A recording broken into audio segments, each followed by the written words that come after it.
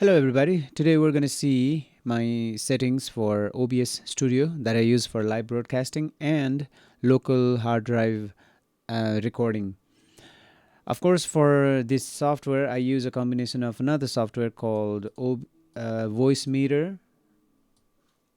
Here it is, and apply my sound card settings around this one and route my Cubase and OBS input and output to Voice Meter. Let's go to the settings first. In the settings I have let's go to there. So I have one channel output, and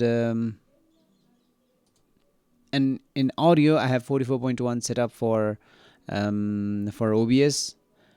So these are my settings. And in the mic I'm using 7.8, which is my this mic is connected to port 7 of my Studio 1824, and here is 7 and 8 selected. Other device that I'm using is Voice Meter, so it's a virtual device that's already connected. And in the video I use the setting 1920 into 1080. Now coming back to the list, so whenever I'm doing a program, it appears something like this. And then these are the settings that I'm using for the program. So let's go to voice over, and here I've applied some filters into its compressor. The first one is 250:1, second -9. So attack is 1 millisecond, release is 60 millisecond, and there is a boost of 3 dB, which I'm using it for compressor, and I'm not selecting any other channel for the effect, for the side chaining. There's a noise reduction plugin that I'm using, and this one has a -10 dB. And this one has -40. This is the opening, and this is the closing. So, and then attack time is 25 milliseconds, and there is 100 millisecond. I'm not saying the names because I don't know how it looks in English. I should have done that in English also, but it doesn't matter. The third one is 450 millisecond. Then I have a gain setup of 21 dB. Now this setup of gain will balance the sound that is required, because if I'm using noise gates and compressor, there is a significant change in sound that's happening. So to balance that, I'm using a 21 dB gain.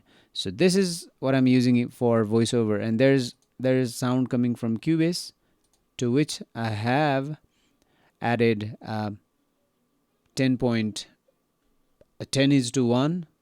-50, 6 millisecond, 200 millisecond, 1.8 dB, and then I've used this one to cut off the sound from voice. So if I do this to voiceover, and whenever this one is activated, as the song is being played in Cubase and I'm speaking, the song in Cubase gets reduced a little to so that my voice sounds better. So, but this one is cancelled because I'm not using that at the moment. And then there is desktop audio, which should be anything that's played in your desktop. So here's the init, which is the just blank screen for nothing. And then there's, after that, these are the setup for live. So after that there is intro, then I press transition, then there will be a sound coming from the device and the intro video. There you go. And then there is intro itself, the one we switched. Then there is wavecam that I'm using, and finally there is program, in which any program that I open on this particular screen gets displayed. And this is how I use my OBS Studio for live broadcast and local hard drive recording.